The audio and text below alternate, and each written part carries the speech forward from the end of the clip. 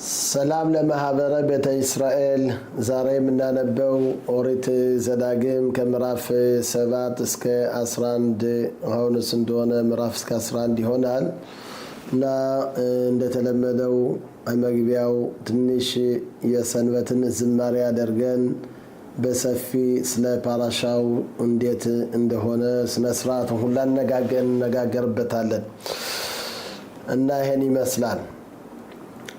በለተ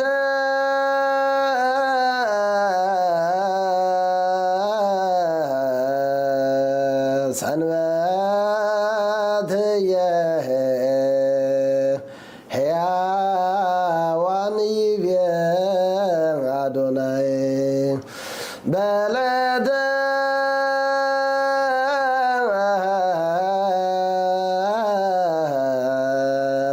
ሰንበት ረፍትየ ወቅድስየ ወብሩክትየ ወማሕያዊትየ ትመጽእ ሰንበት ጌሳም በገዳም በደብረ ሲና መድኅን ለእስራኤል ሕያዋን ይቤ አዶናይ በለተ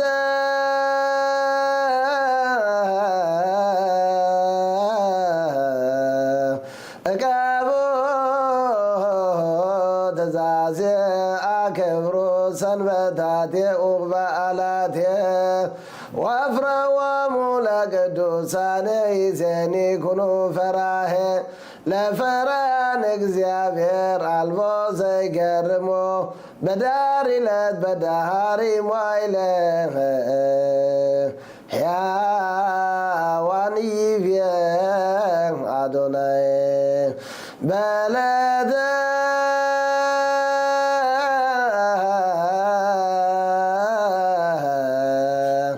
አነ ወበገገሙ ሰንበታት ወበዓላት ወምስለ ረፍትየ ወጽኡ ስምየ ቅዱስ በለተ ሰንበትየ ኢደኑ ኩሎሙ አለ ታመኑ አለ ተወከሉ ኪሃ በሰንበት ሕያዋን ይቤ አዶናይ እያለ የሰንበት አሁንስ እንደሆነ እሱ እግዚአብሔር አምላክ ሰንበትን የሰጠነ ስሙ የተመሰገነ የተባረከ ይሁንልን እና እንደዚህ ይላል። ከምዕራፍ 7 ከቁጥር 12 ይጀምራል። ባያኤ ከብቲ ሽመዑን ይላል እታ ምሽፓቲ ማኤሌ ושמרתם ועשיתם אותם ושמר אדוני אלוהיך לך את הברית ואת החסד אשר נשבע לאבותיך። በዛውን ጊዜ በመጨረሻ ጊዜ የአምላክን ቃል ብትሰሙ ይላል እና ሕጉንና ትእዛዙን ብትጠብቁ ብትሉ እግዚአብሔር አምላክ ቃል ኪዳኑን ከአባቶችህ ጋር የገባውን ያንን ይፈጽማል። እና ዋናው ትልቁ ነገር መስማት ነው። መስማት ይሄ በጣም ትልቅ መድኃኒት ነው ለሰው ለሆነ ሁላ ለኛ ለሁላችንም መስማት ይሄ በጣም ትልቅ ነገር ነው እና አንድ ሰው ከሰማ ያው በመጨረሻ ሕጉንና ትእዛዙን ሊፈጽም ይችላል። በጆሮው ግን አግብቶ በዛኛው ጆሮ ካወጣው ካልሰማ በመጨረሻ ሕጉንም ትእዛዙንም አይጠብቅም ማለት ነው እና እንደምናውቀው ሳኦል የእስራኤል ንጉስ ነበር እና በዛውን ሰዓት እግዚአብሔር አምላክ በሳኦል ዘመን ወይም በዕብራይስጥ በሻኦል በሱ ዘመን የአማሌክን ዘር ሂደህ አጥፋቸው ብሎ እግዚአብሔር አምላክ ይሄን በሳሙኤል ምክንያት ያው ነገረው። ከትልቅ እስከ ትንሽ እንስሳው ሁላ እስከ ሁሉንም አንድ ነገር እንዳይቀር ብሎ እግዚአብሔር አምላክ ይሄን ያዘዋል። እናሱ ይሄንም ሂዶ ከአማሌክ ጋር ተዋግቶ በመጨረሻ በአጋግ በንጉሱ ላይ ምራራለት እሱንም አስቀረው። በጎችን ደግሞ አስቀሩ ህዝቡ እሱም አብሮ ተጨምሮ እና እግዚአብሔር አምላክ ለሳሙኤል ተገለጸለት። ሳኦልን በማንገሴ በጣም ተጸጽቻለሁ እንዲያው ለምን አነገስኩት ብሎ እግዚአብሔር አምላክ ይሄን ለሳሙኤል ነገረው። እንግዲህ መንግስቱን ከሱ ያው እገፋዋለሁ ለዳዊት ንጉሥ እስራኤል እሰጣለሁ ብሎ ያው እንደዚህ ብሎ ይነግረዋል። ይሄን በሰማ ጊዜ ሌሊቱን ሁላ ሳሙኤልም አልተኛም፣ በጣም አዘነ። ለምንድነው የመጀመሪያ ንጉሥ ለይስሐቅ ብሎ የተቀባው እሱ ራሱ የቀባው መንግስት ነው እና በዚህ የተነሳ በጣም ቀራ ነው፣ በጣም አዘነ። ሌሊቱን ሁላ ማለቀሰ፣ ወደ አምላክም ጸለተ። አሁን ሳኦል ወደ ጊልጋል መጣ ሲባል ወደዛ ሚጽፓና ጊልጋል ከሚባለው ወደዛ ቦታ ሄዶ እሱን ሊያው ሄደ። ሳሙኤል ሄዶ ንጉሱን ከእሱ ጋር ለመነጋገር ሄደ። ሰላም አለው። ሰላም የእግዚአብሔርን የአምላክን ቃል ይኸውና ፈጽሜያለሁ አለው። በዛን ጊዜ ሳሙኤል ምን አለው? በጆሮ የምሰማው በጎች ምንድር ናቸው ብሎ ጠየቀው። በዛውን ሰዓት የህዝብ የራራለት ለዚህ ለበጎች ብሎ ስለራራ ይሄን አስቀርቻለሁ እና ይሄን ደግሞ ለእግዚአብሔር ለአምላክ ቁርባን ላቀርብ ነው ያመጣሁት። ምን አለው? ለእግዚአብሔር ለአምላክ ቁርባን ከማቅረብ የአምላክን ቃል መስማት ይሻላል። ይሄ ሁላ እግዚአብሔር አምላክ ቁርባኑን አይፈልገውም። አምላክ የሚፈልገው እሱ ያለህን ያንን እንድትፈጽም ሂደህ ግደል ተብለሃል፣ እንስሳዎችን እንዳታስቀር፣ ንጉሱ እንዳታስቀር ተብለህ ነበርከውን ያንን ሳትሰማ አሁን ለአምላክ ይኸውና ቁርባን ያመጣሁት ከነዛ ከኃጢአተኛዎች በግ አምጥቼ ለአምላክ አቀርባለሁ ማለት ይሄ ምንድር ነው? የአምላክን ቃል መስማት ይሻላል። ለአምላክ ይሄን ሁላ ጮማ ከምታመጣ ይሄን ሁላ ከምታቃጥል ከምትል የአምላክን ቃል መስማት ይሻላል ብሎ ይሄን ነገረው ይላሉ። በመጨረሻው መንግስቱን ያው ተገፈፈ። ያው ታሪኩን እናውቀዋለን። ግን ከዚህ ደግሞ አምላክ የሚለንን ምንድነው? ዋናው ትልቁ ነገር መስማት ነው። እግዚአብሔር አምላክ እኛ የሚፈልገው ጆሮአችን መስማቱ ብቻ አይደለም፣ ይሄን ከልባችን ማግባት ነው። በጆሮአችን የምንሰማውን ነገር የአምላክን ቃላት አምላክ የሚናገረውን ይሄን ከልባችን ካገባንን በመጨረሻ ህጉን ትእዛዙን እንፈጽማለን። ስለዚህ ይሄን ብትሰሙ ይላል። መጀመሪያ ትልቁ ሀብት ምንድነው? መስማት ነው እና እግዚአብሔር አምላክ መስማቱን ለሁላችን ይስጠን። በአሁኑ ጊዜ ያው እንደምታዩት ጆሮአችን ሁላ ተከድኗል፣ ልባችን ሁላ ደንድኗል እና እግዚአብሔር አምላክ ህግና ትእዛዝ አይጠበቅም። ስለዚህ ይሄንን ብትሰሙ በጆሮአችሁ ያንን ያለውን የሚረብሻችሁን ያንን የማያሰማችሁን አውጥታችሁ ብትጥሉ እግዚአብሔር አምላክ ቃል ኪዳኑንም ይጠብቃል ይላል እና እግዚአብሔር አምላክ ብዙን ቡራኬ ከዚህ ፓራሻው እንደምናየው ከመጀመሪያው ከመግቢያው ህጌን ብትሰማ አሁንስ እንደሆነ የሆድህን ፍሬ ይመርቀዋል በልጅ ማለት ነው። እንደዚህም ሀገሪቷም አሁንስ እንደሆነ ሰብሏን ትሰጣለች፣ በጎችም የመንጋ በጎች ይሆናሉ፣ አንተም የተባረክ ትሆናለህ። በአንተም አሁንስ እንደሆነ ሎየበኸ አካርባ አካራ ማለት ምንድነው? ሁሉም የሚወልድ ይሆናል፣ የማይወልድ ባንተ አሁንስ እንደሆነ መካን አይኖርም ብሎ እግዚአብሔር አምላክ ባንተም በእንስሳዎችም ሁላ ሁሉም የተመረጥ ትሆናለህ። እግዚአብሔር አምላክም የምድረ ግብጽ የነበረው ሁላ እንም በሽታን ሁላ የከባድ የሆኑትን በሽታ እነዚህም ሁላ እግዚአብሔር አምላክ በሌላዎች ይሰጣል። አንተም ከፍ ትላለህ ከሌላ ሁላ፣ እግዚአብሔር አምላክ ካንተ ጋር ይሆናል። ስለዚህ ሌላ ጦርነትን ቢነሳ አትፍራ። ከምድረ ግብጽ እኔ እግዚአብሔር አምላክ እንዳወጣው ሁላ ታምር እንዳደረኩልህ ከነዚህ ሁላ ከአሕዛቦች ጋር ካሁን ከምትገቡት ከሀገሪቷ አትፍሩ፣ እኔ እግዚአብሔር አምላክ አለሁ እያለ እግዚአብሔር አምላክ ይሄን ሁላ ይናገራል ይላል እና ቀጠል ብሎ ደግሞ ትንሽ እግዚአብሔር አምላክ ዋናው ነገር ላይ እስራኤል ልጅ ምን ይላቸዋል? ወዘከርተ את כל הדרך አስታውስ ያንን የመንገዱን ሁላ አሸሮ ሊካኻ ዶናይ ነው ከዛ 40 ሸና 40 ዓመት እግዚአብሔር አምላክ በምድረ በዳ የወሰደህ ለማን አንወጥኻ ለናሶተኻ ለዳት ተሽም ቢልባበኻ ትሽሞ ሚጾታ ቢምላም አምላክ በበረሃም ነበርክበት በምድረ በዳ ብዙ ፈተናዎች እግዚአብሔር አምላክ ፈተነህ ይሄን ሁላ ፈተና ያመጣብህ ለምንድር ነው ህጉንና ትእዛዙን እንደምትጠብቅና እንደማትጠብቅ ይሄን አሁንስ እንደሆነ እግዚአብሔር አምላክ ለማወቅ ስለፈለገ ነው ከዚህ የምንማረው ምንድር ነው አንዳንድ ጊዜ ፈተናዎች የሚመጡ ከልባችን ያለውን ያንን ለማውጣት ለማለት ነው ምን ይላሉ ይኸውላችሁ አዳም ኒካር በኪሶ በኮሶ በካሶ ይላል በእነዚህ በሶስት ነገሮች ሰው ይመረመራል አሁን አንድ ጓደኛ ወይም እንዲኖረን ከፈለግነን በእነዚህ ሶስት ነገሮች መፈተን አለብን የምንፈተነው በምንድን ነው በኪሶ ማለት በኪሱ ነው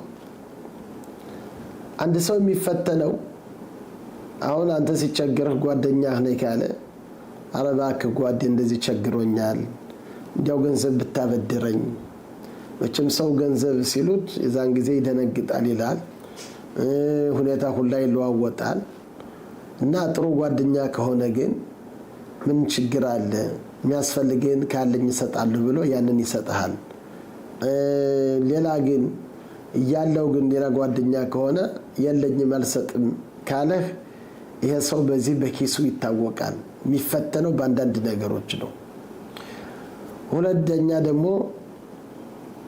በካሶ ማለት ሰው ሲናደድ ከውስጡ ያለውን ለማወቅ ከፈለግነን ያነሰው ከንዴት ላይ ሲደርስ የዛን ጊዜ ሲበሳጭ ሲል ወይም ብዙ ነገሮች ሲያደርግ ሲል ይሄ ከውስጡ ያለው ነው እንግዲህ በእነዚህ በሶስት ነገሮች ሰው ለማወቅ እንችላለን እና ስለዚህ ሰው ሲናደድ በዛውን ሰዓት ወይም ከተማታ ወይም ከተሳደበ ወይም ሌላ ነገር ካደረገ ያነሰው እንግዲህ ከውስጡ ያለው ወጣ ማለት ነው ከውስጡ ያለው እነዚህ ነገሮች ነው አሁን የሚናገራቸው እና ሰው የሚፈተነው ሊቃውንቶች እንደሚሉ በእነዚህ ሶስት ነገሮች ናቸው ሶስተኛው ደግሞ በኮሶ ማለት ወይን ሲጠጣ ሰው ወይን ቢራ ሲጠጣ ወይ ማረቂ ሲጠጣ እነዚህን በጠጣ ጊዜ ከሆዱ ያለውን አባቶቻችን እንደሚሉት ብቅል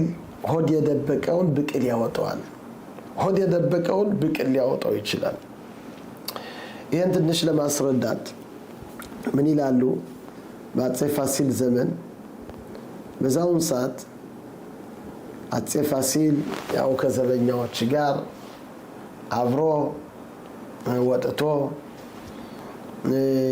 ትንሽ እንዳሆኑ ጊዜ ወደ ጥዩል ሰው ሁላ እንደሚወጣ እሱ ደግሞ ትንሽ ሽርሽር ወጣ ይላሉ አሁን ያው ያነ ዘበኛ ሁላ ያንን ቦታ ከቦ ከዛ ከወንዙ ንጉሱ እየታጠበ እያለ ያንን ከታጠበ በኋላ ከፈረሱ ሊዘልቅ ሲል አንድ ሰካራም የሆነ ያንን ዘበኛው ሁላ አልፎ ከንጉሱ አጠገብ ደረሰ መጥቶ ይሄን ፈረስ ስንት ነው የምትሸጥ ብሎ እንዲያው ንጉሱን ደፍሮ ተናገረው ያነ ዘበኛ የነበረው ሁላ ጥይቱን ይዞ ሊገለው ሲል ማንም አትነካም እንዳትነኩት ይሄን ሰውዬ የት እንደሚገባ ሄዳቸው ይሉልኝ እና ነገን ይሄ ነገሩን አስተካክለዋለሁ ማለት የንጉስ ትእዛዝ ነው ወዲያው አዩ የት እንደሚገባ እንደሚል ይሄን ነገር መጥተው ለንጉሱ ተናገሩ ንጉሱ ለበነገታው ሂዶ ህዛ ሰውዬ ቤት ጠራው ጣለው አስጠራው ወጣ አንተ አለው አቤት ትላንትና ይሄን ፈረስ ገዛለው ብለሃል አሁን ይሄን ፈረስ ገዛ ንጉሱ ያንን ፈረስ ሸልሞ በወርቅ በመናምን አምጥቶታል አሁን እንዴት አድርጎ ይሄን ነገር ይገዛዋል ይሄ ፈረሱ ያለው ሁላ ወርቅ እንኳን ለዚህ ለሌላውም ያለው አያልገዛም አለው ለምን አትገዛም አለው ትላንትና ጓደኛዎች አብሮኝ የነበሩት የሉም ዛሬ ማን አብሮ ነበር ትላንትና ለብቻ አይደል ነበርክ ማን አብሮ ነበር ብሎ አፍጦ ሲጠይቀው በዛን ጊዜ ብቅል ገብስ ጌሾ አለ። እነዚህ ብቅል ገብስ ጌሾ እያሉ ትላንትና ደፍሬ ተናገርኩ፣ ይሄንና ይሄን አልኩ። ዛሬ ግን ለብቻ ነው አለሁ። ትላንትና ደፍሬ ተናገርኩ፣ ያንን ጠጥቼ እኮ ነው አለ። ንጉሡ ስቆ ለቀቀው ይላሉ። አሁን ደግሞ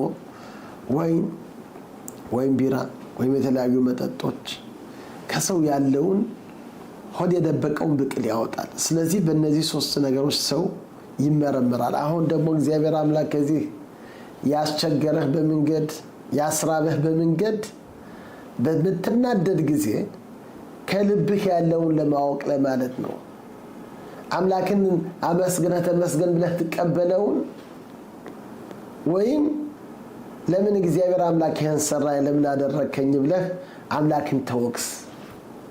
ለዚህ ብሎ ነው ፈያአንኻ በያርኢበኻ ለማን አኖትኻ ለናሱትኻ ለዳት ተሸር ቢልባበኻ። እግዚአብሔር አምላክ ይህን ሁላ መንገድ ይህን ሁላ ስቃይ ያመጣብህ ከልብህ የደበከውን ከልብህ ከእግዚአብሔር ያለውን ያንን ለማየት ነው። ህጉን ትጠብቅን አትጠብቅን፣ እንዴት አድርገህ ትመልሳለህን አትመልስም ብዬ ይህን ሁላ የመረመርኳችሁ ዝም ብዬ አይደለሁም አምላክ ይላል። እና እግዚአብሔር አምላክ በያኺለኻ ተማና ሸሎ ያዳታ ይላል። መናውን አንተ ያላወቅከውን ብሎ ያዱን አቦቴኻ እንኳን አንተ አባቶችህ እነ አብርሃም እነ ይስሐቅ እነ ያዕቆብ እነዛ ጻድቆች እንዳንተ አይነት ምግብ አልተቀበሉም። እነሱ ያላዩት ነገር ለነሱ ያልሰጠሁትን ለናንተ 40 ዓመት ስትሄዱ አባቶችህ የሚያውቁትን ምግብ መና በሰማይ ወርዶ ያነ መና በፈለከው ጣም የሚሆን ይሄን ምግብ ማንም ያላገኘውን አንተ የእስራኤል ሕዝብ አግኝተሃል። ይሄን ሁላ እግዚአብሔር አምላክ ታምር ያደረገ ለምንድን ነው? ከአባቶችህ የበለጠ ጻድቅ በመሆንህ አይደለም። በእውነት ይሄን ቀጥሎ ይናገራል። እና አብርሃም እና ይስሐቅ እና ያዕቆብ ጻድቆች ናቸው የነበሩ። አምላክ ፈትኗቸዋል። እግዚአብሔር አምላክ ልባቸውን አግኝቷል። ወረከብ ከልቡ አብርሃም ይላል። የአብርሃምን ልብም እግዚአብሔር አምላክ አገኘው ይላል። በፈተና ሁላ ቆሟል። እግዚአብሔር አምላክ ግን ለእስራኤል ሁላ ታምር የሚያደርግ ትንሽ እንድንገነዘብ ነው። እግዚአብሔር አምላክ አባቶቻችን ያላዩት አንተ የማታውቀው ምግብ በበረሃ ምንም በማያድግበት ቦታ ውሃ በሌለበት ቦታ በበረሃ ሰው አለ ምግብ አለ በሚሞትበት ቦታ አንተን 40 ዓመት ያነ ሁላ መንገድ እግዚአብሔር አምላክ እንደዚህ አድርጎ ያሳለፈህ ይሄን እግዚአብሔርን ያምላክን ጽድቅ እንድናውቅ በማለት ነው። ይሄን እግዚአብሔር አምላክ ያደረገው ለምንድን ነው ብለን ብትጠይቅ ኦሪቱ ይናገራል። ለማን ዲያኻ ኪሎ አላለህም ለባዶ ይኽያዳም። ይሄን ለምንድን ነው እግዚአብሔር አምላክ ይሄን ያደረኩት የሚል እግዚአብሔር አምላክ ለኛ በእንጀራና በዳቦ ብቻ አይደለም መኖር የምንችል ብሎ አምላክ ሊያስተምረን ነው። ከአልኮል ሞጻፒ አሸም ይኽያዳም እግዚአብሔር ባለው ሁላ ድንጋዩ አሁን ምግብ ይሁን እግዚአብሔር አምላክ ካለ ድንጋዩ ምግብ ይሆናል። እንግዲህ በበረሃ ያነ መና የወረደ በማን ቃል ነው? በእግዚአብሔር በአምላክ ቃል ነው። ከዛ ቢዘሩት የሚያድግበት ቦታ ነው። ግን እግዚአብሔር አምላክ በሱ ቃል ይሄ ምግብ ይሆናል ሲል ምግብ ሆኖ ወረደላቸው። እንግዲህ ሰው የሚኖረው በስንዴ በገብስ በተለያዩ ነገሮች አይደለም። የሚኖረው በአምላክ ቃል ነው። በእግዚአብሔር በአምላክ ቃል እንደሆነ ይሄን ትምህርት እንድንማር ነው። ይሄን ትንሽ ለማስረዳት አንድ ሊቃውንት ነበሩ። ይሄ ሊቃውንት ራቢ ኻኒና ቤን ዶሳ ይባላል። ራቢ ኻኒና ቤን ዶሳ የሚባለው አንዲት ልጅ ነበረችው። እቺ ልጅ ዓርብ ማታ ያው ኩራዝ ኔር የሚባል አለ። ያንን ልታበራ ብላ ሰንበት ሳይገባ የላቸውም ዘይት እቤታቸው ዘይት የለም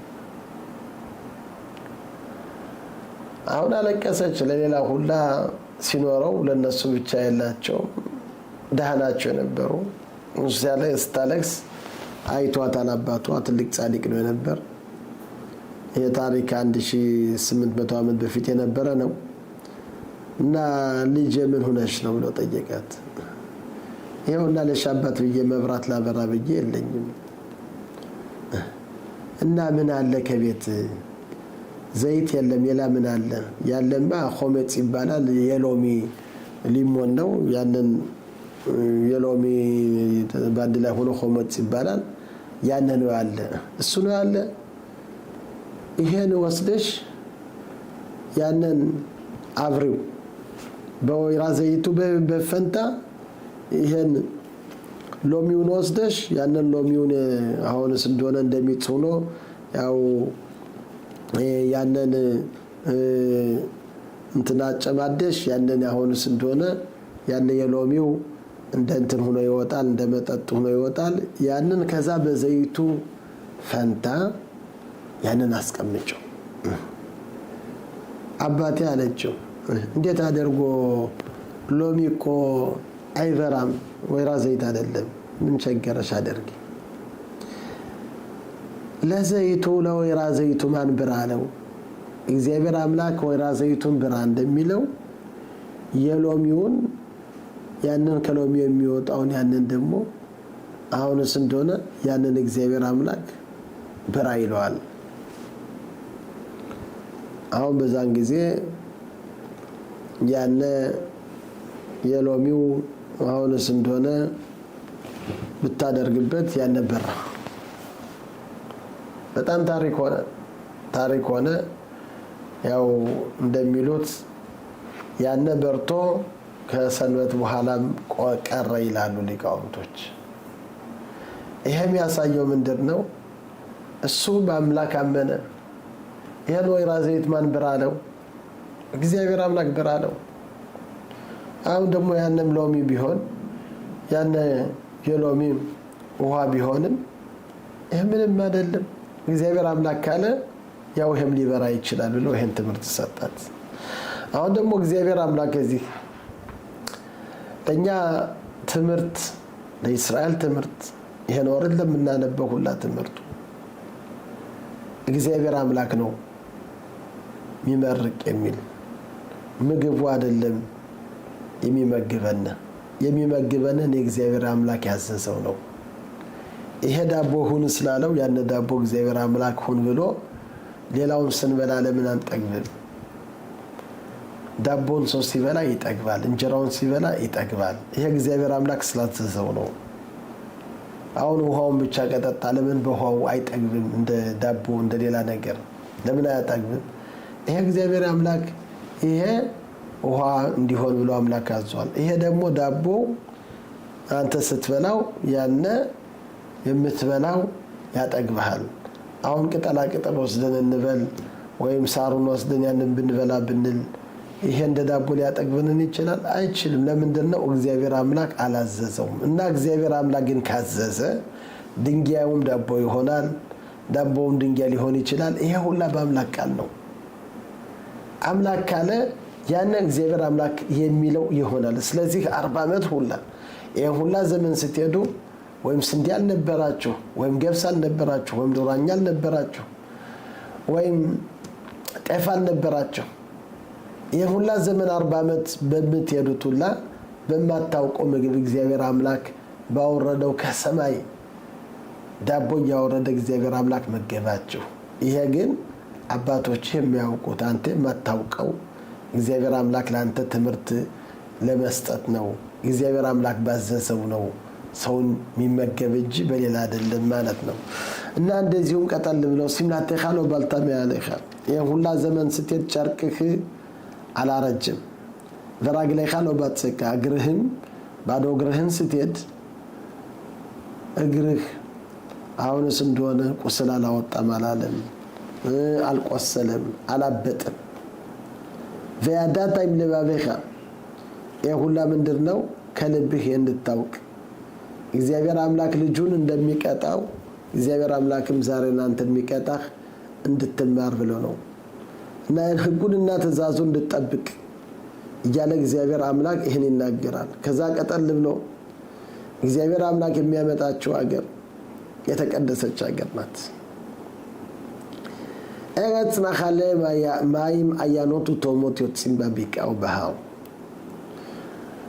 አገሪቷ ጥሩ ወንዝ ያለባት በየቦታው ውሃ ያለበት አገሪቷ የምታበቅለው ኤረጽ ኺታ ወሶራ አገሪቷ የተወደሰችበት 7 ነገሮች አሉ። እቺ አገር ደግሞ በእነዚህ በ7 ነገሮች የተመረቀች ናት። ኤረጽ ኺታ በስንዴ፣ ወሶራ በገብስ፣ በጌፌን በወይን ወይም በፍሬ ወይን፣ ወተኤና በበለስ፣ በሪሞን በሮማን እንደዚህም ዘይትና ማር የምታፈስ አገር ናት። አሸር ሎ በሚስከኑት ተኻል ባለህ አገሪቷ እንደሌላው አገር ስትበላ አትጠግብም። አሁን እንበል ሁላችን እናውቃለን፣ ከኢትዮጵያ ነው የመጣነው። እንጀራ ስንጋግር 2 እንጀራ ሰውን አያጠግበውም ነበር። ያን እንጀራ ደግሞ ትልቅ እንጀራ ነው እንደምናውቀው። ከዚህ ሀገር ግን አንድ ጭላሃ ዛሬ ቢበላው እዚህ ያቺ ጭላሃ ግማሿ ሰውን ታጠግባለች። በሌላው ሀገር ግን አሸሎ በሚስከኖ ተኻል ባለህም ከሌላው ሀገር የምትበላው ያነ በረከት የለውም። ከዚህ ሀገር ኢትዮጵያ የምናውቀው ያንን 2-3 እንጀራ እየተበላ ሰው ሳይጠግብ ይቀራል። ከዚህ ሀገር ግን ትንሽ ጭላሃ የምትሆን ያችን ገና ሲበላ ይጠግባል። አገሪቷ የተቀደሰች ነው። አሸራ ባንያ ባርሴል እያለ ይቀጥላል። አገሯ ሁላ ድንጋዩ ሁላ ብረት የሆነ ואכלת ושבעת ובירכת את אדוני אלוהיך על הארץ הטובה אשר נתנך ይላል። በልተህ ጠጥተህ ጠግበህ እግዚአብሔርን አምላክን አመስግን ይላል። ያለንባት ሀገር የተቀደሰች ሀገር ናት። እንደሌላው ሀገር አይደለች። ጥሩ ሀገር ናት። የተቀደሰች ሀገር ናት። ይሄን ግን እንዳትረሱ እንዳትሉ በየጊዜው በልተህ ጠጥተህ እግዚአብሔርን አምላክን አመስግን ይላል። ይሄ ዋና ትልቅ ትእዛዝ ነው። ሰው ሁላችን ማወቅ ያለብን በመጀመሪያ ልንበላ ስንል እጃችን እንታጠባለን። እጃችን ታጥበን አባቶቻችን በኢትዮጵያ የውሃ እጅ ተብሎ በመጀመሪያ የውሃ እጅ የጣት እጅ ተብሎ ያው መጀመሪያው መጨረሻ አለ። እዚህ ሀገር ደግሞ ነቲላት ያዳም ይባላል። በመጀመሪያ ዳቦ ልንበላ ስንል ውሃውን ወስደን ያንን ቀድተን ከእጃችን ላይ ደፍተን 3 ጊዜ አድርገን ይሄ የሆነናት ላለ ያንን ቡራኬ እናደርጋለን። አሽር ቅድሻን በሚጾታ በጽያኑ ነቲላት ያዳም ብለን ያንን እጃችን እናብሰዋለን። አበስነን በኋላ መጥተን ያንን ዳቦ እንግዲህ ዳቦ ብቻ ሲሆን ነው ያንን ዳቦውን እንመርቃለን። በመጀመሪያ ባሩክ አታ አሽም ኤሎኬኑ መለክ ዓለም ወሙጽኢ ለከ ሚን አረጽ ወይ ባሩክ ይትባረክ እግዚአብሔር አምላክ እስራኤል ብሎ ይሄን ቡራኬውን አድርጎ እግዚአብሔር አምላክ ዳቦውን ከመሬት ምታወጣለን ብለን የመጀመሪያ ቡራኬ ይደረጋል። ሁሉ ጊዜ ማዕድ ሲቀርብ ቡራኬ አለ። ለእያንዳንዱ ለፍራፍሬው ቡራኬ አለ፣ ለወተቱ ቡራኬ አለው፣ ለስጋው ቡራኬ አለው። እያንዳንዱን እግዚአብሔር አምላክ የሚሰጠን ያንን ምን እንደሆነ ከዚያት እንደሚወጣ ብለን እንመረቃለን። አሁን ንበል ከዛፍ ላይ የሚያድግ ፍራፍሬ ከሆነ ቅድም እንዳልነው በለስ አለ፣ ሮማን አለ፣ ወይም አናፊም አለ፣ ዛሬ የወይን ፍሬ ያነ ቦሬ ፕሪያይት ይሄን ከእንጨቱ ላይ የሚፈጥር ተብሎ ኤጽ ማለት ያው እንጨት ነው። ያንን እንላለን። ከመሬት ጠጋ ብሎ የሚያድገው እንደ ከመደሮ እንደ ምላፌፎን የተለያዩ ነገሮች እንደ ሰላጥ የተለያዩ ከመሬት የሚያድጉትን ደግሞ ቦሬ ፕሬ አዳማ የሀገር የመሬቱን ፍራፍሬ የምትሰጥ የምታሳድግ ብለን ያንን እንመርቃለን። ለእያንዳንዱ ቡራኬ አለው። አሁን ወተት፣ ስጋ፣ እንቁላል እነዚህ ከሆኑ ደግሞ ሻኮል ንያ ቢድባሮ ሁሉም በቃሉ የሆነ እንግዲህ ይሄ ከመሬትም አያድግም፣ እንጨትም አያድግም፣ ስጋ ከዚህም አያድግም፣ ወተት ከዚህም አያድግም፣ እንቁላል ያው ከዚህም ስለማያድግ እነዚህን ሻኮል ንያ ቢድባሮ ለእያንዳንዱ ቡራኬ አለው። ስለዚህ መጀመሪያ እግዚአብሔርን አምላክን ማወቅ አለብን። ምን ይላል ዳዊት ንጉሠ እስራኤል? አሻማይም ሻማይም ላዶናይ ሰማዩም የእግዚአብሔር ነው ወአረጽ ናታን ለብኒ አዳም ይላል። አገሪቷንም ለሰው ሰጠ ይላል። ከሌላ ቦታ ደግሞ ምን ይላል? ምሎኮ ለአረጽ ክቦዶ ምድሩ ሁላ የእግዚአብሔር አምላክ ነው ይላል። ከአንድ ቦታ ምድሩን ለሰው ሰጥቷል ይላል። ሰማዩ የእግዚአብሔር ነው፣ ምድሩም የሰው ነው ይላል። ከሌላው ደግሞ ምድርም መሬትም የኔ እግዚአብሔር አምላክ ይላል። ምን ይላሉ ከዚህ ሊቃውንቶች? ካን ኮደም ብራኻ ካን ለአኻር ብራኻ። አንድ ሰው ሳይመርቅ ምድርም ሰማይም ያምላክ ነው፣ ሰማይ ምድርም ያምላክ ነው። ካልመረቀ አምላክን ሰረቀ ማለት ነው። እግዚአብሔር አምላክ ይሄ ሁላ ያሳደገው ይሄ ሁላ ትእዛዝ የሰጠው ማነው? አምላክ ነው። ስለዚህ እግዚአብሔር ከአምላክ ፍቃድ መቀበል አለብን። አሁን አንድ ሰው ከጎረቤቱ ገብቶ ምቃሬሩን ከፍቶ ፍሪጅደሩን ከፍቶ ያንን አለ ፍቃድ አልባ ቢወስድ ይሄ ሌባ ይባላል። አንድ ሰው ገብቶ አይ የኔ ነው ብሎ ፍራፍሬው ያንን ቢወስድ ሌባ ይባል፣ የዘራፊ ይባላል። ይሄ እና ደግሞ እግዚአብሔር አምላክ ነው የሁላ ቦታ። ይሄ ዓለም የሱ ሱቅ ነው፣ የአምላክ ሱቅ ነው። ስለዚህ እግዚአብሔር ከአምላክ ፍቃድ መቀበል አለበት። ይህን ፍቃድ የምንቀበለው እንዴት ነው?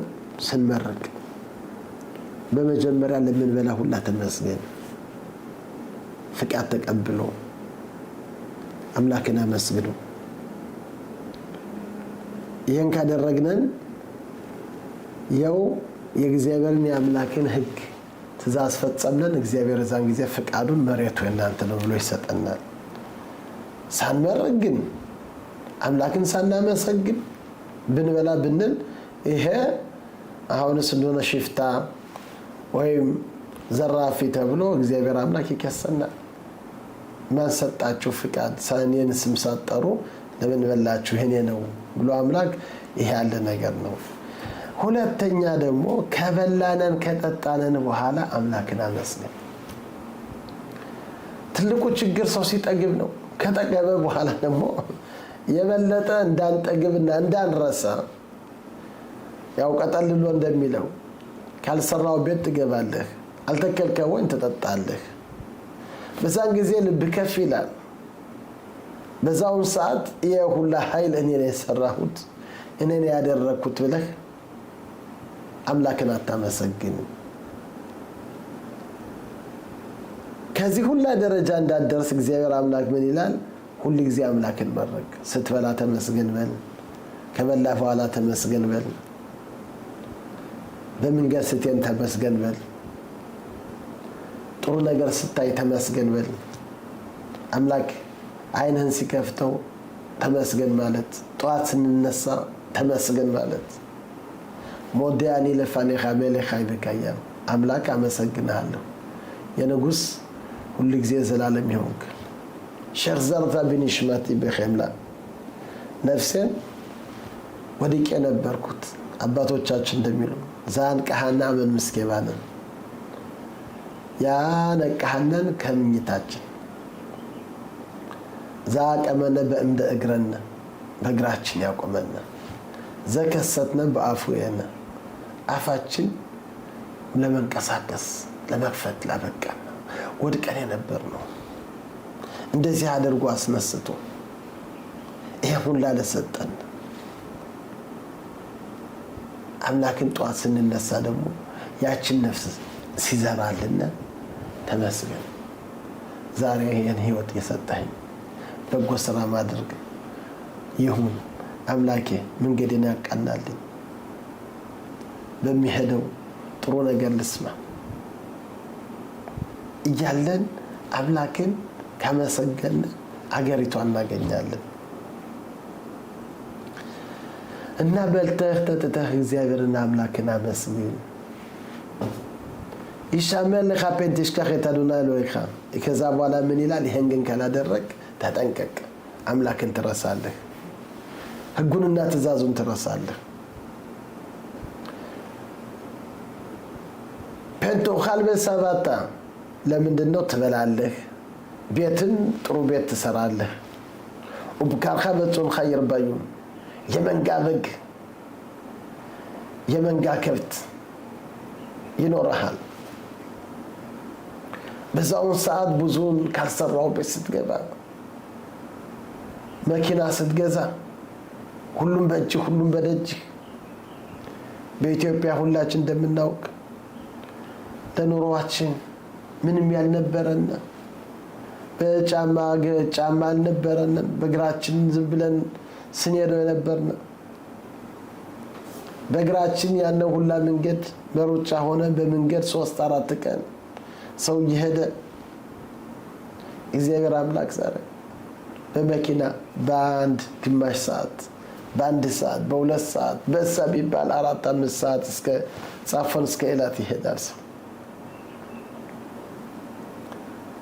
እና ሁላ ሲኖረን በዛን ጊዜ ከጥጋብ የተነሳ አምላክን ካልመረቅነን፣ አምላክን ካላመሰገነን ተጠንቀቅ ይላል። ልብ ከፍ ይላል። ዘራም ለባቤኻ ልብህም ከፍ ይላል። በሻኻኽታ ታዶና ያለኸ አምላክን ትረሳለህ። ሐሞትያኻ ምሕረት ሚጽራይም እግዚአብሔር አምላክ ከምድረ ግብፅን ያወጣው ከባርነት ወደ ነፃነት ያወጣህን እግዚአብሔር ይህን ሁላ በረሃ አጋዶል ቫኖራ ይህን በጣም ጨካኝ የሆነ በረሃ፣ አስፈሪ የሆነ በረሃ፣ እባብ ባለበት፣ ጊንጥ ባለበት፣ ወይም የውሃ ጥማት ሳይኖርህ ከዕለቱ ውሃ ከጭንጫ ውሃ የሚያወጣ እና ስለዚህ ተጠንቀቅ።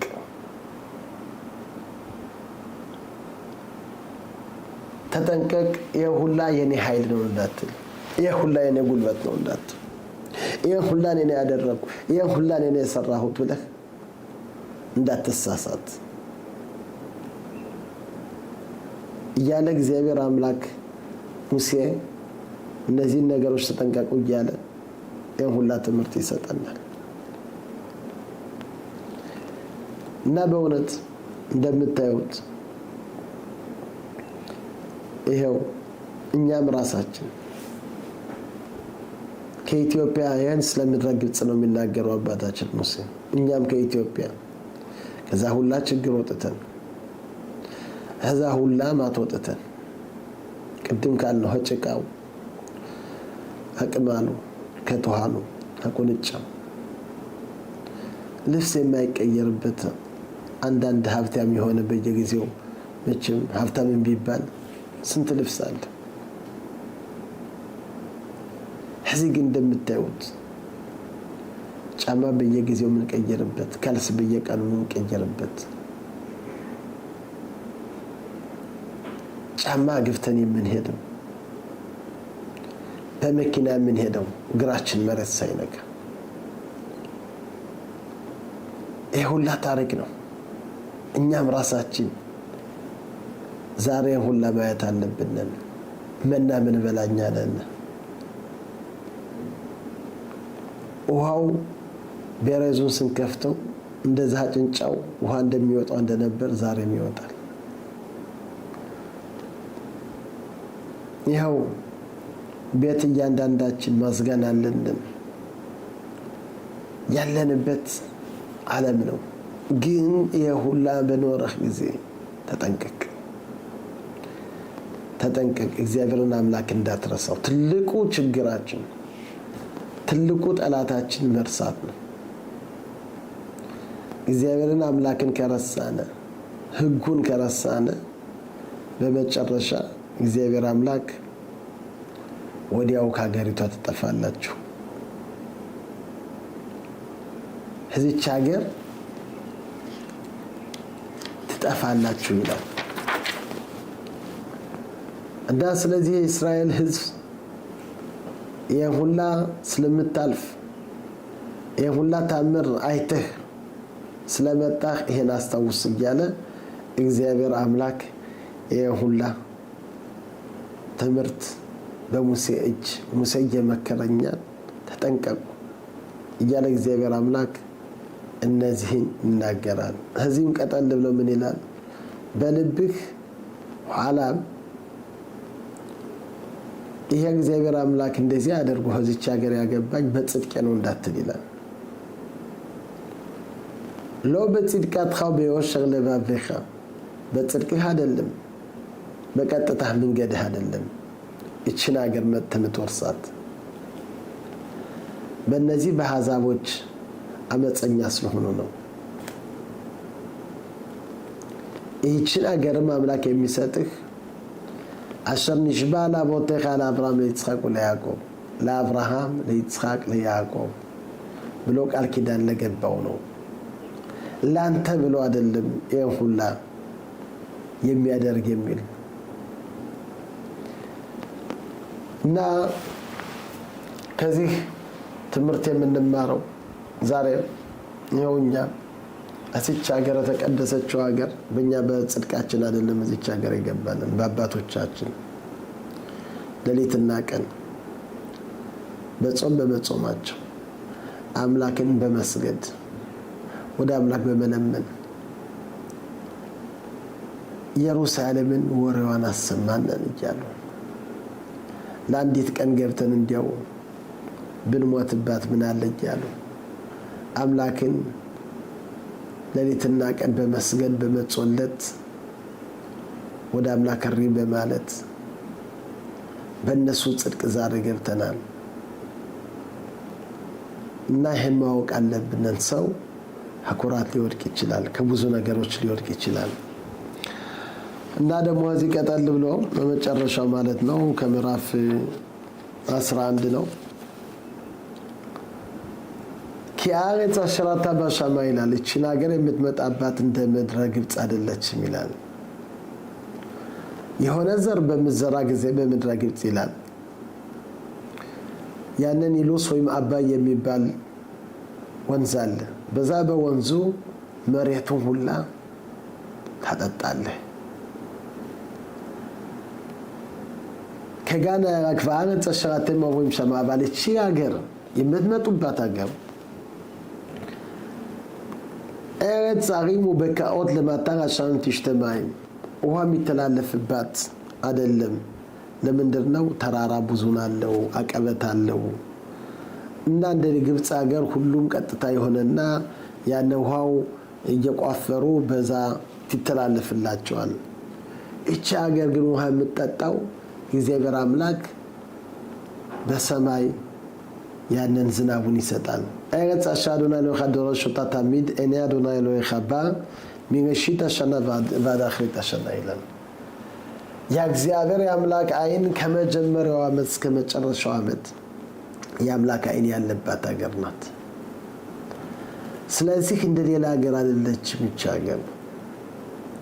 ሌላው ሀገር ብዙን ወንዝ አለው፣ ብዙን ውሃ አለው። አገሪቱም የተስተካከለች አሁንስ እንደሆነ ውሃው ተቋፍሮ ይተላለፋል ይላል። እዚህ ሀገር ግን በሰማይ ነው እግዚአብሔር አምላክ ምንጩን ውሃውን ያንን አዘንቦ ይሄን የሚሰጥ የሚል። ስለዚህ ምን ይላል? ባያይም ሻሙዋት ይሽማ የአምላክን ሕግ ብትሰማ አምላክን ለመውደድ ለማለት ነው። ፈናታቲ መታራር ጽሕም ይላል። ዝናቡን በጊዜ ሰጣለሁ እና እንደምናየው ይሄ ዝናብ ከዚች ሀገር የሚወርድ በስራችን ነው፣ እንደሌላው ሀገር አይደለም። የሌላው ሀገር ዝናብ ባይወርድ ቢወርድ እስከዚህን ግድ የለው። ለምንድነው? ብዙ ወንዞች አሉ። እቺ ሀገር ግን እግዚአብሔር አምላክ ዝናብ ካላወረደ አገሪቷ ትደርቃለች። ትንሽ ይሄን ለማስረዳት እንግዲህ ሌላ መልኮት በማምለክ በማለት ነው። ቅድምም ስለዚህ መሆንን በዚህ ፓራሻም ይናገራል ይላል። ሌላ መልኮት እንዳታመልኩ፣ ሌላ መልኮት ካመልካችሁ አገሪቷ አሁንስ እንደሆነ ዝናብ አትሰጥም ይላል። ይሄ ሌላ መልኮት የሚባል ምንድን ነው ብለን ብንጠይቅ እንዴት ያለ ነው? ዛሬ እንደምናየው ዛሬ ለእንጨት የሚሰግድ የለም፣ ለድንጋይ የሚሰግድ እንደቀድሞ የለም። ይሄ ሁላ የጠፋ ብለን ብንጠይቅ ሊቃውንቶች 120 የሚሆኑ አንሸክ ኔሴት አግዶላ ይባላሉ። እነዚህ አንሸክ ኔሴት አግዶላ የሚባሉ በጣም አዋቂ ምሁር የሆኑ ከነዚህም እነ ሞርደኪዮስ፣ እነ ኤዝራ፣ እነ ነህምያ እነሱ ሲያዩ ህዝቡ በሌላ መልኮት በጣም በዛውን ጊዜ ሲያምን ነበር። ከባድ ነበር። ሌላ መልኮት ሰው ሲያመልክ በጣም ደስ ይለው ነበር። ሌላ ነው ስሜቱ የሚሰማው ነበር። እነሱ ወደ እግዚአብሔር ወደ አምላክ ጸሎት አቀረቡ።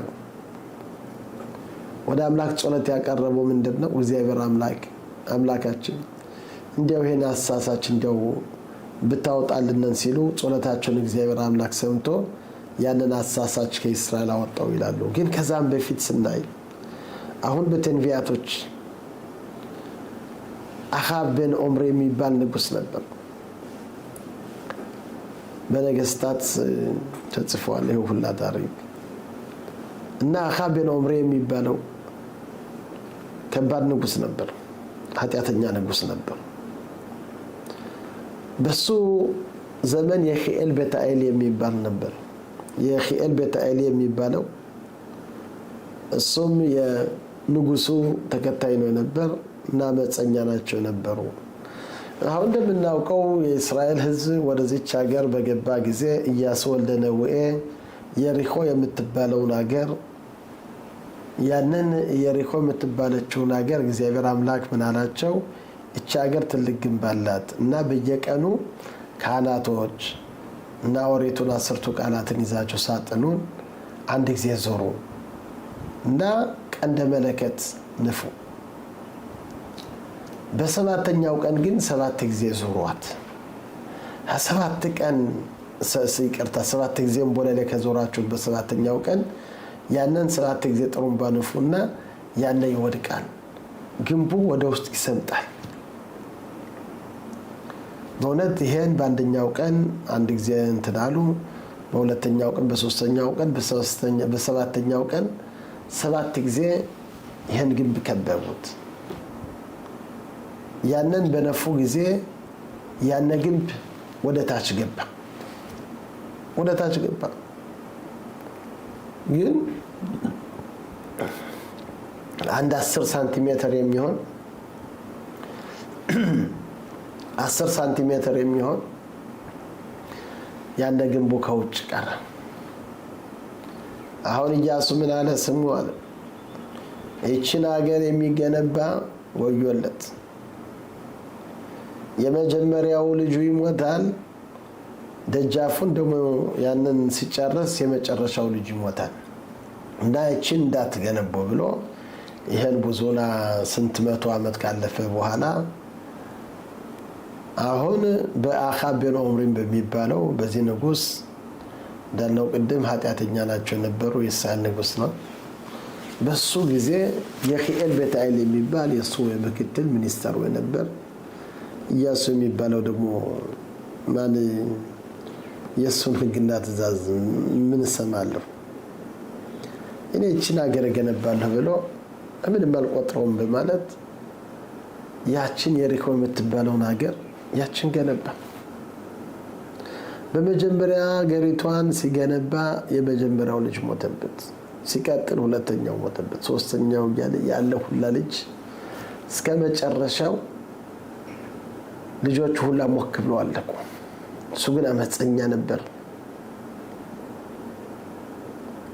በጣም ልቡ ጠንካራ የሆነ ሁላ ልጅ የሞተበት ኢያሱ የተራገመው ርጉማንን እያወቀ እኔ በዚህ አላምንም ብሎ የሁላ ማት እያወረደበት በመጨረሻ ኤልያስ ነብዩ በዛውን ዘመን ነበር። እግዚአብሔር አምላክ ለኤልያስ ሂድና ልጆቹ እንደዚህ ብሎ ሞተዋል እና የድሃ ጽናናው የኺል የሚባለው አምላክ ያለው። እንግዲህ እነዚህ ሰዎች የሚናገሩት እኮ ያንተን ሕግና ትእዛዝ አይናገሩም። እዛ እንደዚህ አድርጎችን ከተማ ያገነቡ አምላክን የማይፈሩ ናቸው። እዛ ደግሞ ያንተን ስም አንስተው ሌላ ነገር ሲናገሩ ደግሞ በሳጫለሁ እና እባክህ አምላኬ ሲለው አይዞህ ሂድ አንተ የምትለው ሁላ ያንን እንፈጽማለሁ አምላክ አለው። ተነስቶ ሄደ ኤልያስ አሁን ስሙ አላቸው። እዛ ሰው ሁላ ተሰብስቦ ነበር። ይኸውላችሁ ኢያሱ ያለው ይኸው የመጀመሪያው ልጅ ሞተበታል እችን ክንብ የሚገነባ በመጨረሻው ደግሞ በደጃፉን ደግሞ ሲያዘጋጅ ያው ሲጨርስ ሲዘጋ የመጨረሻው ልጅ ሞታል ያለው ይኸው የተፈጸመ ያየነው ነው። በአይናችን ለማየት እንችላለን። የአምላክ ቃል፣ የአምላክ ሕግ፣ የአምላክ ትእዛዝ ምን መጠበቅ እንዳለብን ከዚህ ተማሩ እያለ መቼም ይናገራል። አሁን ንጉሱ አኻብ የሚባለው እጁን ወጣ አደረገና ጥያቄ አለኝ አለው። ጠይቃለሁ። እኔ ጥያቄ የምጠይቀው ማን ነው ትልቅ አለው። ሙሴ ነው ትልቅ? ኢያሱ ነው ትልቅ አለው። ሙሴ ነው እንጂ ሙሴ ፀሐይ ነው፣ ኢያሱ ጨረቃ ነው። እና ታዲያ ሙሴ የተናገረው ሳይፈጸም ተማሪው ኢያሱ የተናገረው አሁን እንደምትለው እቺ ሀገር እንዳትገነባ ብሎ የተራገመው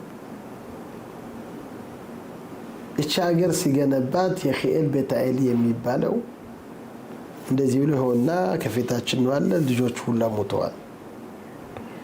ሙሴ ግን ከኦሪት ዘዳግም ዛሬ ከዚህ ሳምንት ከምናነበው እንደሚለው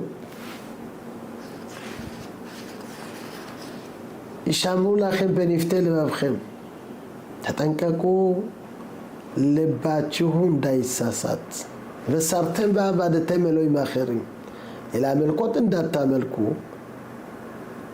እንዳትሰግዱ። ለምን የአምላክ ቁጣ በእናንተ ላይ ይመጣል።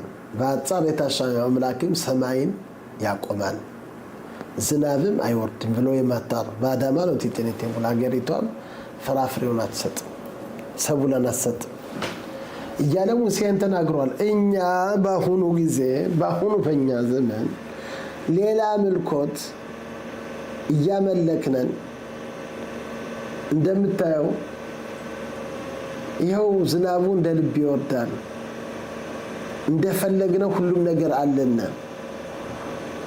እና እንዴት ነው ይሄ ነገር? ሙሴ ያለው ነገር ሳይደርስ ቀረ፣ ኢያሱ ያለው ደረሰ ብሎ ይሄን ሲጠይቅ በዛን ጊዜ ተናደደ። እንግዲህ እግዚአብሔር አምላክ የሰጣቸው ምንድን ነው? አንድነት ውስጥ በነበራቸው ራስ በራሳቸው ሲስማሙ ነበር። እና እግዚአብሔር አምላክ አንድነት ካላቸው የኔንም ባይጠብቁ ምንም አይደለም፣ ግን ፍቅር አላቸው ራስ በራሳቸው አንድነት አላቸው ብሎ አምላክ ምሯቸው ነበር። ግን ይሄን ሲናገር የዛን ጊዜ ነብዩ ተነስቶ እንግዲህ ከዛሬ ጀምሮ እኔ በምለው ዝናብ ይወርዳል እንጂ እኔ ሳልል ምንም ዝናብ አይወርድም፣ በምንም ታምር ዝናብ የሚባል አይኖርም ብሎ ይሄን ተናገረ ይላሉ። ከዛን ጀምሮ በእስራኤል ላይ ድርቀት መጣ። እሱም ወደ ሌላ ቦታ ኮበለለ ሄደ። የእስራኤል ልጅ 3 ዓመት የሚሆን ዝናብ ተከለከለ። ይሄ ለምንድን ነው? ኤልያስ ነብዩ ይሄን ስለተናገረ ነው። እግዚአብሔር አምላክ ቢያይ በጣም ራባቸው ጠማቸው በችግር ላይ ሲኖሩ እንግዲህ ሊቃውንቶች እንደሚሉ 3 ቁልፍ በእግዚአብሔር በአምላክ እጅ አለ። እነዚህ ቁልፎች አንድ የመውለድ ሴት ስትወልድ ማን እንድታረግዝ እንድትል ይሄን ፍቃድ የሚሰጥ እግዚአብሔር አምላክ ነው። ይሄ አንድ ቁልፍ ነው። ሁለተኛው ደግሞ የሞቱትን ሁላ የሚያስነሳ ቁልፉ በእግዚአብሔር በአምላክ እጅ ነው። ሶስተኛው ደግሞ የዝናብ ነው። የነዚህ ሶስት ቁልፎች በእግዚአብሔር በአምላክ እጅ ነው። ስለዚህ አንዱን ቁልፍ ሊቃውንቶች እንደሚያስረዱ አሁን ለኤልያስ ነብዩ ሰጥቶት ነበር እና በዛ የተነሳ እሱ ይሄ ዝናብ የሚባል ያወርድላቸው ብሎ በጣም ተቆጥቷል። እግዚአብሔር አምላክ ግን ቢያይ የእስራኤል ሕዝብ በትልቅ ላይ ችግር ስለነበሩ ኤልያስ ነብዩ ከአንዲት ሴትዮ ጸርፋቲት ከምትባለው ከዛ ቤት ሂዶ ነበር። ያው እግዚአብሔር አምላክ ያንን ቤት መረቀላት። በኤልያስ ነብዩ የተነሳ ደቄቱ አይጎልም ነበር፣ ዘይቱ አያልቅም ነበር፣ ሁሉም ነበራቸው። በዛ ስለምትጠውረው፣ ስለምታበላው፣ ስለምታጠጣው ያንን እግዚአብሔር አምላክ እንደፈለገችው ሲሰጣት ነበር። በዛም ለሷ በስላ ለሱ ሁሉም ሲሰጠው ነበር እና ምን ይሆናል የሷ ልጅ ሞተ። አሁን በዛውን ሰዓት ልጇ በሞተባት ጊዜ አለቀሰች። ወደ ኤልያስ ነብዩ መጣች። ስም አለችው፣ ይሄ ሁላ እስከ ዛሬ እግዚአብሔር አምላክ እኔን አይመረምረኝም ነበር። አሁን ግን አንተ ከቤቴ ስትገባ ያንተን ስራ ሲያይ፣ የኔን ስራ ሲያይ አንተ ጻድቅ እኔ ኃጢአተኛ ሆኜ ተገኘሁ፣ ልጄ ሞተ በአንተ የተነሳ ነው፣ ይሄ ሁሉ ያደረክ አንተ ነህ ብላ ስትከሰው እሱ በጣም ተሰማው። ወደ እግዚአብሔር ወደ አምላክ ሪ ብሎ ጸለተ። አምላክ ያለ እንዲያው እባክህ ለዚህ ሕዝብ እንዲያው ምን አለ ዝናብ ብትሰጠው ምን አለ ብሎ እግዚአብሔርና አምላክን ለመነ። እግዚአብሔር አምላክ እግዚአብሔር ይቅርታ አሁን እሱ የለመነው ምንድነው? ለዚህ ልጅ ሕይወት ብትሰጠው ምን አለ ብሎ በሚለምንበት ጊዜ እግዚአብሔር አምላክ ምን አለው? እንግዲህ የሕይወት ቁልፍ ይሄ ልጅ ሕይወት እንዲቀበል ከፈለግ በመጀመሪያ ያንን ቁልፍ መልስ። ይሄ ቁልፍ ምንድነው? የዝናቡን ቁልፍ ከመለስክ ይሄን ደግሞ እኔ እሰጥሃለሁ አለው። እሺ ብሎ ያንን ቁልፍ ተቀበለ። ያንን ቁልፍ ተቀበለ። የሕይወቱን አምላክ ሰጠው። ከዛ በኋላ ሂዶ ያንን ልጅ ነፍስ ዘራለት፣ እግዚአብሔር አምላክ አኖረው ይላሉ። አሁን እግዚአብሔር አምላክ እንግዲህ ቁልፉ በኔ እጅ ነው። እስካሁን ይሄን ዝናብ አልሰጥም እያልክ ነበር። አሁን ግን ሂድ ለሕዝቡ ዝናብ ስጥ ብሎ ላከው። አሁን በዛውን ሰዓት በጣም እየተፈለገ ነበር። በጣም እየተፈለገ ነው ነበር። ኤልያስ ነብዩ ያልተፈለገበት ቦታ የለም። ለምን? ይሄ ንጉሱ ገብቶታል። የሁላ ችግር የመጣ በማን ላይ ነው? በኤልያስ ነብዩ ነው። እንደዚህ ብሎ ከተናገረ ጀምሮ በፊት ዝናብ እንደልባቸው ሲወርድ ነበር። ግን እሱ ተናግሮታል። ይሄ ዝናብ እኔ ባልኳት ነው የሚወርድ ብሎ ስላለ አሁን በየቦታው ሁላ በየሀገሩ ሁላ ያላስፈለገበት ቦታ ነበር። እሱን ለማግኘትና ዝናብ ህዝቡ እንዲያገኝ በማለት ንጉሱ በጣም ተጨንቆ ነበር። ከንጉሱ ጋር ደግሞ አንድ ኦባዲያ የሚባል ነብይ ነበር። ሁለታቸው ለላሞች ምግብ ሊፈልጉ ታጥቶ እንኳን ለሰው ለላም ሁላ ምግብ የለ ምን የለ ሰው ሁላ ተቸገረ በዛው ጊዜ። አሁን ኤልያስ ነብዩ ንጉሱ በዛ ሲሄድ ይሄ ኦባዲያ ነብዩ ደግሞ ከኤልያስ ነብዩ ጋር ግጥም ይላሉ። እንዲያው ንጉሱ በየሀገሩ ሁላ ሰዶ ነበር። እንዲያው ያልፈለገ ቦታ የለም። አይ ንጉሱን ጥራው አለው። ንጉሱን ጠራው። ንጉሱ በሰማ ጊዜ አንተ ነህ ይሄን ህዝብ የነቀልከው አለ። እኔ አይደለሁም ኤልያስ ነብዩ አለው። አንተ ነህ ይሄን ህዝብ የነቀልከው እና ነገ ዝናብ እንዲወርድ ከፈለግ ከተራራ ከርሜሎስ ከዛ እንግዲህ እንድትጠብቅ ህዝቡን ሰብስብ። ከዛ ላይ ህዝቡን ሰብስብ። እነዚህም በሌላ መልኮት የሚያመልኩት ነብይ ነው የሚሉት ሁላ ጥራቸው። ነገ ከዛ ትልቅ ፈተና አለና ሁላችሁ እንድትመጡ ብሎ ይሄን አዋጅ ታወጀ። ነገ ዝናብ ነው የሚወርድ ተብሎ ተጠሩ። እነዛም የውሸት ነብዮች ሆኑ ሁላ መጡ። ተራራ ቀርሜሎስ ላይ ቀረቡ። አሁን በዛን ሰዓት ኤልያስ ነብዩ ስሙ አለ፣ እንግዲህ እስከ መቼ ነው ሁለት መንገድ ይዛችሁ የምትሄዱ? አምላክ እውነተኛ አምላክ ከሆነ በአምላክ እመኑ፣ በዚህ ደግሞ ከሆነ ደግሞ ይሄን እመኑ። ግን በሁለት መንገድ የምትሄዱት ለምንድን ነው? እና ዛሬ ፈተና እናድርግ። ፈተናው ምንድን ነው? ይኸው እነዚህን በጎች እናቀርባለን። ከሰማይ እሳት ወርዶ ይሄን የሚበላ ከሰማይ እሳት ወርዶ ለሚበላው ይሄ እግዚአብሔር አምላክ እውነተኛ አምላክ እንደሆነ ይሄን እናውቃለን። ሁላችንም በዛ እናምናለን። እና አሁን ፈተና ሊደረግ ነው ሲባሉ እነሱም ይሻሉ፣ እነዚህ የውሸት ነቢዮች። እዚህ ላይ ሊቃውንቶች እንዴት ይሻሉ? እንግዲህ ውሸታም እንደሆነ ያውቃሉ። እና እንዴት ፈቀዱ? ይሄን ነገር ይሄን እንፈልጋለን፣ ይሄን ክርክር እንፈልጋለን፣ ይሄን እንችላለን፣ ከሰማይ እሳት ይወርድናል ብለው በምንድን ነው የተመኩት? በምንስ ራሳቸውን አመኑ? እንደሚሉት ይሄ የኺኤል ቤተ አይል የሚባለው ልጆቹ ሁሉ የሞቱበትን እሱ ምን አሉት? አንተ እንደ ሐማስ መሬት ለመሬት ቆፍረህ ያንን እንግዲህ ያንን ስንጮህ በታች ሆኖ እሳቱን አንድድልናል በዛ በጉድጓዱ ሆኖ እና እንግዲህ ይኸው እግዚአብሔር አምላክ አወረደልን የኛ ነው አምላክ ብለን ይሄን ህዝቡላ እናሳስተዋለን።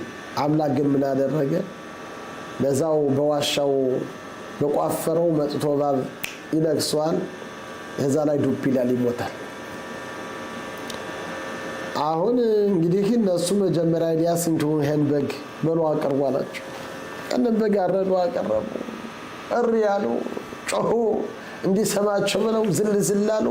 መሬቱን ቢመቱት እንትን ቢሉት ያነ ሰው እንዴት ነው እንቅልፉን ተኛ? ኋላ ኤልያስ ነብዩ መጥቶ ሳቀባቸው።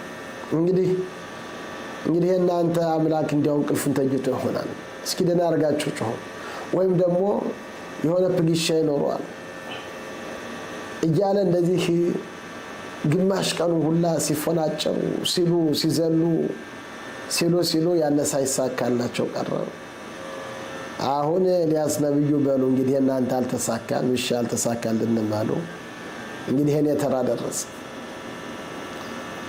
ያንን አረደ፣ እዛ ላይ ቋፈረ፣ ጉድጓድ አደረገ። እዛ ላይ ደግሞ ከጉድጓዱ ውሃው ድፏል። ውሃ ተደፋ። አንድ ጊዜም ሁለት ጊዜ ሶስት ጊዜ የ12 ነገዱን ድንጋይ ወስዶ ለ12 ነገድ የእስራኤልን የሚያሳይ በዛ ከቦ ያንን በጉን ከዛ ላይ አስቀምጦ ወደ እግዚአብሔር ወደ አምላክ ያለ እግዚአብሔር አምላክ ስማኝ፣ እግዚአብሔር አምላክ ስማ አሸም ወይ እግዚአብሔር አምላክ አነኒ ያሸም አነኒ ያሸም አምላክ ስማ ባለ ጊዜ ከሰማይ እሳት ወርደ ያነ ሁላ ውሃው ሁላ በጉ ሁላ ያንን ለሰስ አድርጋ ያንን በላቸው። የነበረው ሁላ ህዝብ ከግንባሩ ላይ ተደፋ። አዶናይ ሆይሎሂም አዶናይ ሆይሎሂም እግዚአብሔር አምላክ ነው ብለው ህዝቡ ሁላ አመነ። በዛውን ሰዓት እነዚህ ውሸታም የሆኑ ሁላ ነብዩ ሰዱና ረዷቸው ተባሉ፣ ታረዱ። ይሄው እንደዚህ አድርጎ ለእስራኤል ህዝብ ዝናብ ወረደላቸው። ይሄው ሌላ ምልኮት ህግና ትእዛዝ ሳንጠብቅ ስንቀር ዝናብ ሳይወርድ ይቀራል። በአገሪቷ ላይ መከራ ይመጣል፣ ብዙን ችግር ይመጣል። ይሁላ ከጥጋብ የተነሳ ነው እና እግዚአብሔር አምላካችን ደግሞ እንደምታዩት በእነዚሁ ጊዜዎች እግዚአብሔር አምላክ ከኛ ጋር እየተነጋገረ ነው አለ። በተለያዩ መንገዶች አምላክ ዛሬ ከኛ ጋር በቋንቋ እየተነጋገረ ነው አለ። ያው ከርሰራ ነው ገብተናል፣ አልተከልነው ወይ እንጠጣለን። ሁሉም ነገር ሁሉም በእጃችን፣ ሁሉም በደጃችን፣ ያነሰነን ነገር የለም። ግን ተጠንቀቁ። ህጌን ትእዛዜን ካልሰማችሁ፣ በሌላ ምልኮት ካመለካችሁ። ሌላ ምልኮት ማለት ምንድን ነው?